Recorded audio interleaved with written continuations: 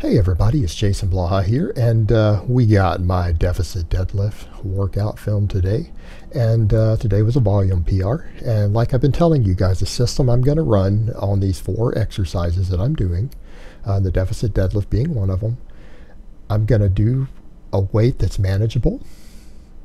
For speed and power, I'm going to do triples until I get to 10 sets. And with any weight, when I can get 10 sets with good form and good bar speed, we add weight and restart over with a more manageable number of sets. Now, a lot of people are like, well, how many sets do you drop to? I don't know, however many I drop to.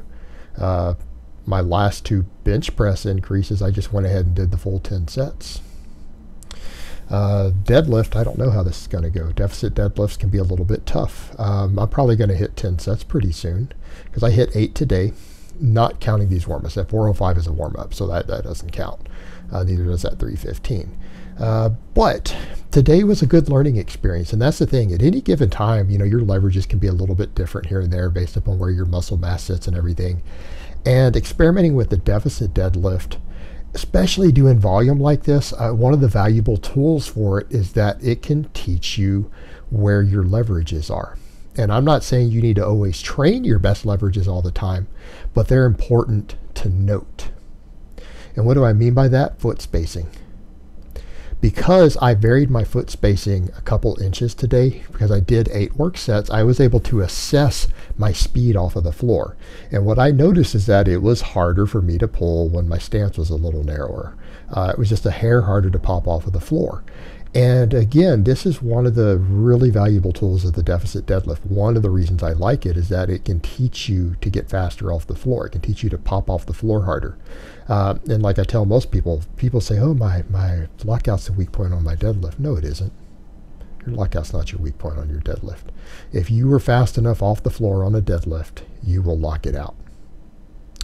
The deadlift, because a true deadlift, your weakness is always off the floor. That's why you see guys who can do 5 or 6 reps when they touch and go with their 2 rep max. They're not doing more work. They're just skipping the hard part.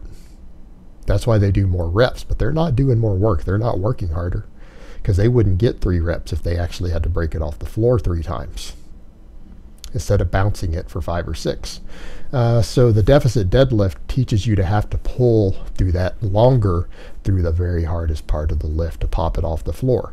And what it can let you do is teach you your leverages. And it's not to say you can't use a slightly different stance, because if it's more difficult, it recruits more muscle fibers, doesn't it? Again, we go back to that point about, are we in the gym to demonstrate strength, or are we at the gym to build strength? And that's kind of the point. Now, I might end up using more often my stance. It gives me the best leverages, but I still might vary it too. And again, the reason being, it makes me work harder. But it is nice because the deficit itself really is hard enough off the floor. So by experimenting with this a little bit, I kind of get my foot position perfect to give me the most explosiveness off the floor when I go back to a normal deadlift. And that's the beauty of it. And all this volume, because it's deficit, there's a little less axial loading because you're forced to use a lighter weight. It's going to let me hypertrophy all these areas, build up my speed off the floor, improve my overall deadlift. Because like I said, at this point I've realized, due to old muscle memory and stuff, I'm able to recomposition a little bit during this cut because it's a slow cut. I'm using cardio to do it. I'm eating a lot of food. I feel like I'm able to recomposition a little bit, and it's working. Now, some people are going to look at that and be like, oh my God, you're back. Oh my God. It's not going to hurt me. I'm not a noob. I'm an experienced lifter. My back is the least of my concerns on the deadlift. The reason being, I don't touch and go. I don't have a weak back because I don't train with a belt. I don't ever get back strains. My back never hurts from deadlifting. It just doesn't happen. It's just never been a problem for me historically.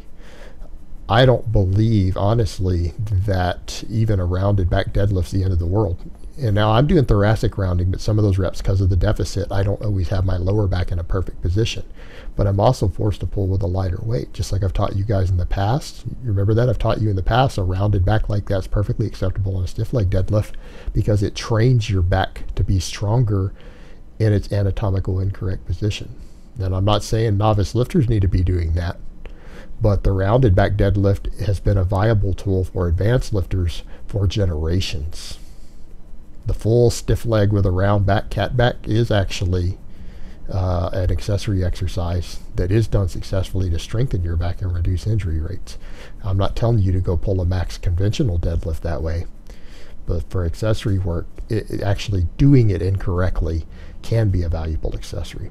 And then today we did some crunches afterwards. Now, I went a little bit heavier on my crunches today here. I'm using most of the stack. So I didn't do it for 3 minutes straight because I'm like, well, I just get a minute and a half, whatever I happen to get on these crunches with a slightly heavier weight. That's still a lot of work. Still working my core. I'm still doing it at least 3 times a week.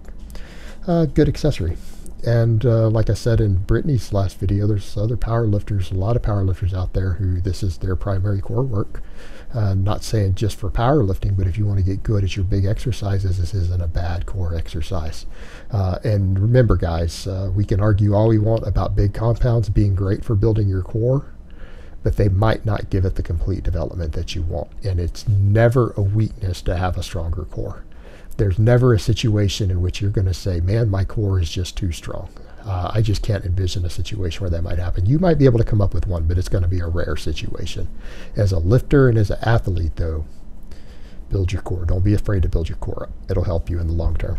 Again, it's just all around a good way to prevent injuries and keep your back safe. All right, guys, but that's really all I have to say on that today. I hope it's been informative, and I will talk to you guys next time.